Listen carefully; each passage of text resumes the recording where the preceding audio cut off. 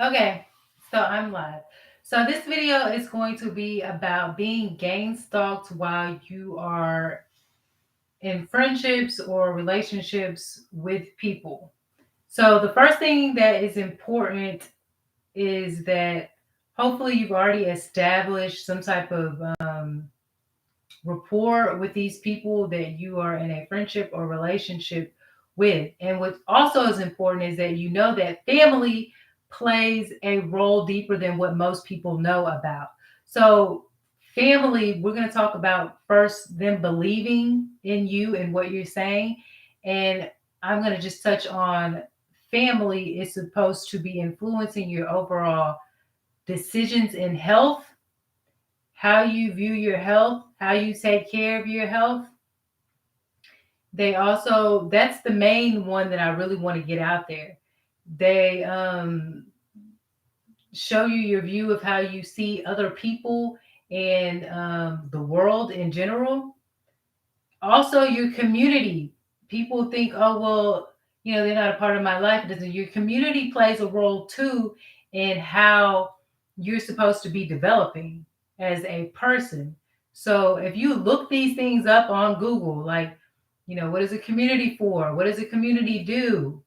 You will realize why it's horrible that you would be being gang stalked in a community versus what a community is supposed to actually be doing to you as a person, motivating you, helping you to be inspired and just have a better life overall. Anything that's to make your life better, the community is supposed to be a part of doing that.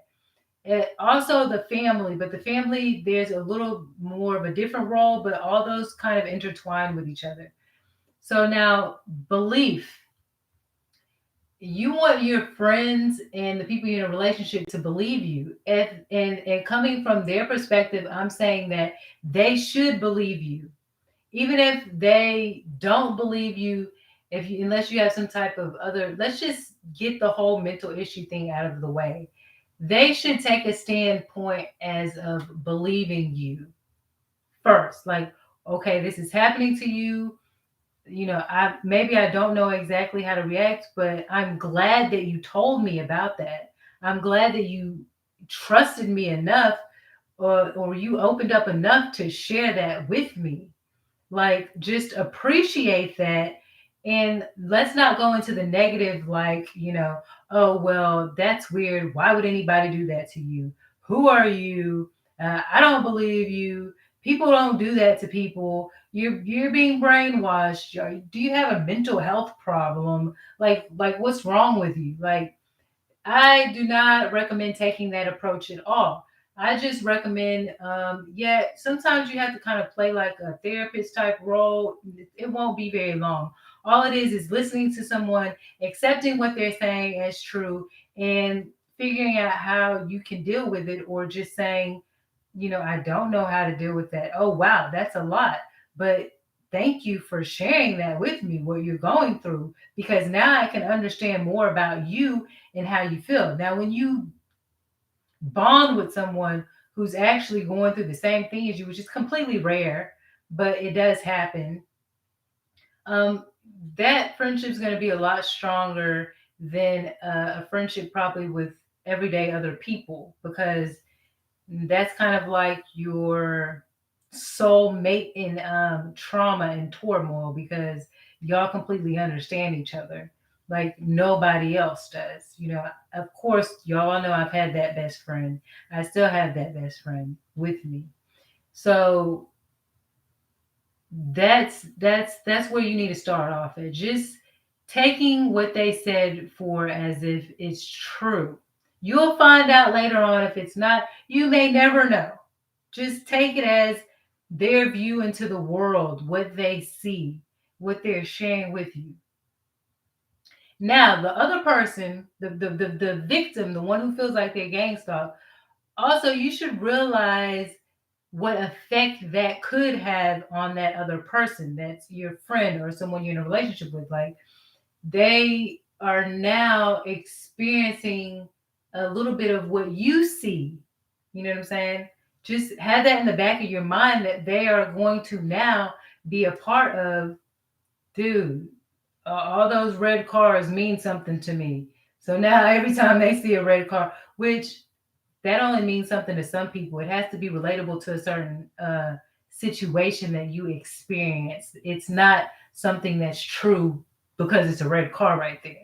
It relates to something that you specifically went through. That's why most people don't know what they're talking about when they say that. They heard someone who went through a specific situation and experienced a specific thing with the red shirts and the read this and read that. It was specific to a situation, and then that came about. It wasn't just five red cars. Anyway, so just remember that you're sharing that with them. So now they can have some of the same emotions possibly that you're experiencing.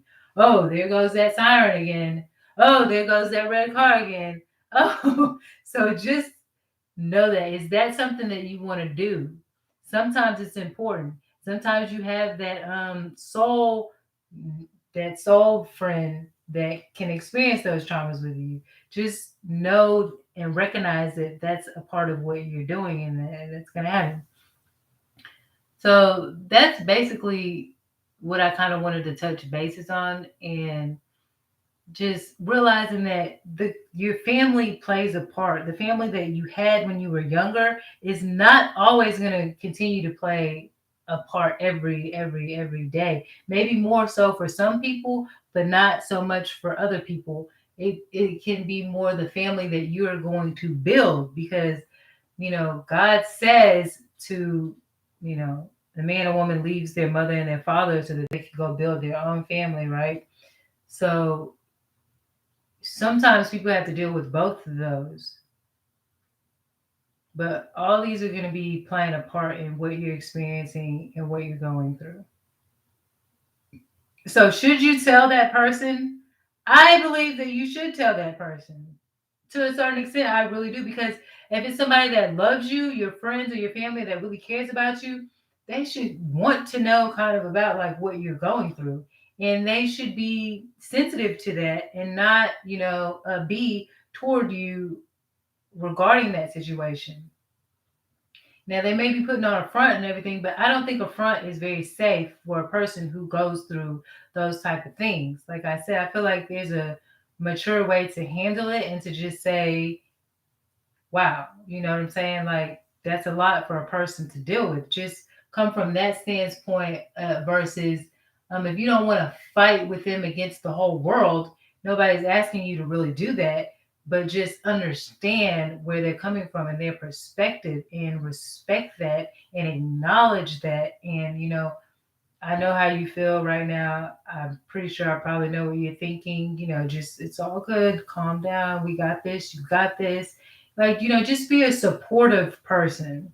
That to me is what is most important when someone's being gang stalked and they're in relationships or friendships with people, that those people need to understand and how they should go about approaching it so that it's not offensive to that person or maybe to everybody else in the world. So there's a lot of pressure on people who are gang stalked because their family that they share it with, and that's why it's good to have a therapist that you can kind of just give all those feelings to, and they can help you manage those feelings or work through those feelings so that you can not always feel the full overwhelmment when you're telling it to your family and your friends. You know what I'm saying? But at the same time, I think those people should accept you, but you cannot let it rob you of your life to where it's that's why you need a therapist. It's every time you talk to them, everything you go through, every day. Oh, I'm sad, I'm mad, I'm pissed. This happened today. They did this to me. They did that. They did this today. The whole day.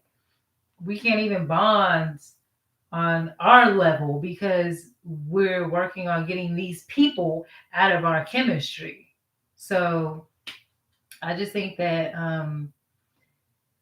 you have to come from an understanding place, and the person has to make sure that it's done in a way that is healthier for their friends and their family, because sometimes we don't realize you know the pressure or what we're putting on other people, even when they're your soul, friend, and they understand you. It's cool that they're always there for you, but it's like, damn, I want us to experience more better things together, though. Like, let's go out to eat. Let's go hang out doing this, or let's go do that. Let's go build positive, fun experiences in the world instead of always having to meet up and talk about what these people did today. I'm not saying that it's a bad thing. I think in a form it can be healthy, but I also think that in a form you have to allow yourself to relax and give yourself a break with your friend and your relationships. You have to just give it a break and surrender, to the higher power that it's going to be all taken care of. It's not going to harm you in a horrible way. You got to continue to have faith, and you need to stay closest to your friends and family when these type things are happening to you, because if you're more vulnerable to being, gang stalked and people hacking your phone and people hacking your computer, then you need to be closer. That I feel like God is calling you to be closer to your friends and your family and people that you may be in a relationship with and things like that, because that situation can be um, observed a little bit better, and someone else can maybe witness or see what you're going through, and like I said, a therapist, so you're not going through all of this on your own. And yeah, I just think that you just have to work on taking the proper steps. Try to be as professional as you can about it, but also there's nothing wrong with being as human as you can about it as well. So I just wanted to show a perspective to help people that are in friendships and relationships. Like, don't let it completely rob you of the good things that you're supposed to build in life. And you should be building way more good memories than anything else. Don't let people continue, because people will make themselves your life. You know what I'm saying? Like, oh, they know if they're, think about it, if they're hacking and they're listening, they know that you're going home and constantly talking about them. It's a game to them. They possibly, probably are enjoying that. So they want you to be the topic of your friendships and relationship conversations. Don't allow them to do that. I'm sure y'all can conquer it together, but don't give them the opportunity to, if that's not what you want to do. And as we have relationships with people and generation after generation, we get stronger and we get smarter. And that's how we learn how to deal with these things. And when we see things that happen, we become much stronger. And the ancestors and the spirits of the people we love and know, they continue to get stronger and stronger and help us so that we won't make those same mistakes in time. So that's all I want to tell you guys. I hope you really take this to heart and listen to what I'm saying. I hope that the people that are actually being gang stalked really listen to this message and give me some feedback on how you feel about it. Do you think that what I gave is good advice? Do you think that there was something that I missed? Is there something that I should add in? I want to hear some positive things that people have to say, because a lot of times we say a lot of negative things or this and that. I would really like to hear you guys say some positive things that you think would work, and positive things that you've done and positive things that you've tried. I'm really interested in knowing more about that side of the situation, more so than the negative. So please drop your comments, drop your thoughts, and let me know something positive that's going on with it.